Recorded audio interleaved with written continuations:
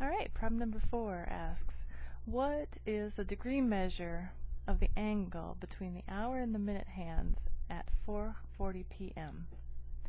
And this is just a normal analog clock, which means that both these hands move continuously.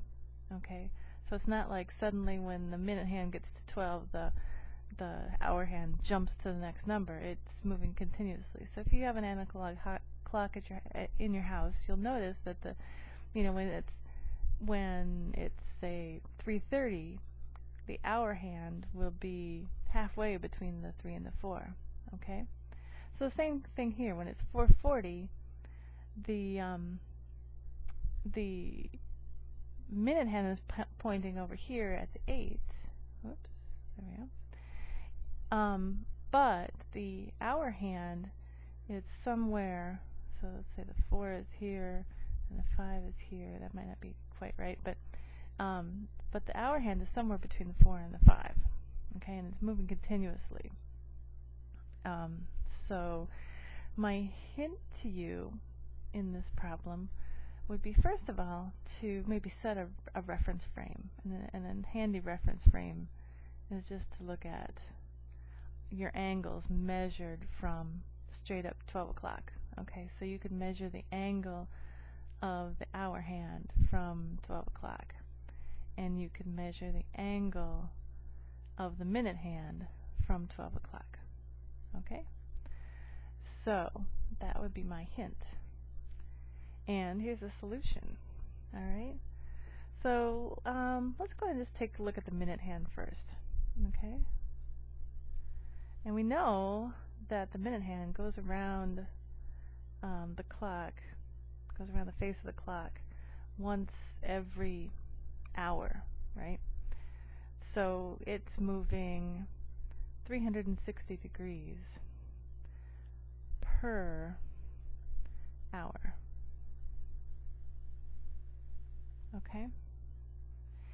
And if we were to, let's say we learn to look at every 5 minutes. So every 5 minutes it's pointing at another number.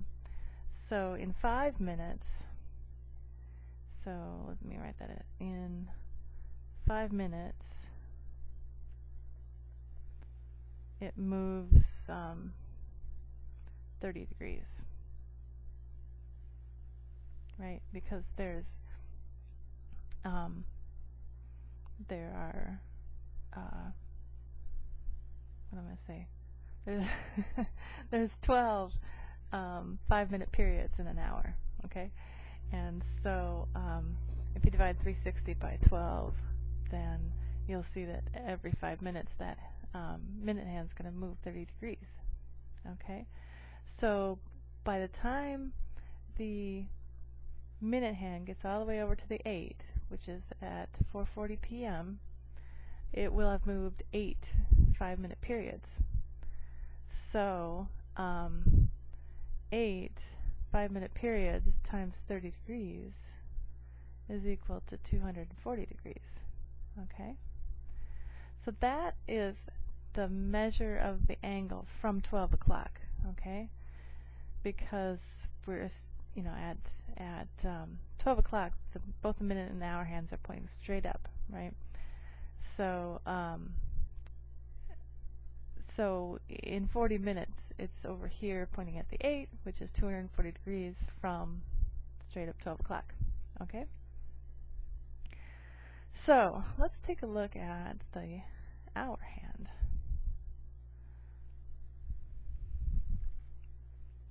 Okay. So the hour hand moves around the clock once every 12 hours, right? It takes 12 hours for the hour hand to get all the way back around to 12. So it moves at 360 degrees per 12 hours. Alright? And that's the same as 30 degrees per hour. Okay, so in 4 hours, it's going to move 4 times 30 degrees, which is 120 degrees. Okay, so in 4 hours it moves 120 degrees. So that's at straight at 4 o'clock. So in 4 hours, okay. But it gets to it gets to 4 o'clock, and it keeps moving as the minute hand moves around. Okay, so at 4:40, we're somewhere between 4 and 5. And one way you could think about it is that essentially the minute hand has moved 2/3 of the way around the clock. So the hour hand will be 2/3 of the way between the 4 and the 5. Okay, and we know that the angle between the 4 and the 5 is 30 degrees. So the 2/3 of 30 degrees is 20 degrees. Okay, I'm going kind of fast. So this is just one way to look at it. So we could think of it as 2/3 of 30 degrees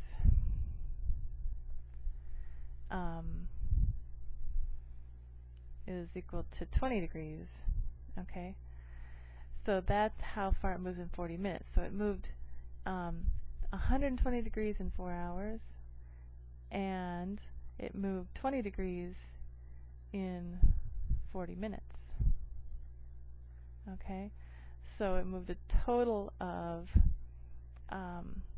140 degrees in 4 hours and 40 minutes.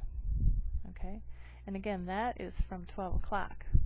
All right, so now we know the we know that the minute hand. We know that we know that is 200 from 12 o'clock, and we know that is 100 degrees 12 o'clock. So we subtract 40 minus 140 degrees, we get 100 degrees. So we know that the angle between the hour and middle hand is 100 degrees. So the answer. Now another way we could look at this is that we know it's moving at 30 degrees per hour, and we calculate its moving degree per, okay, and in 40 minutes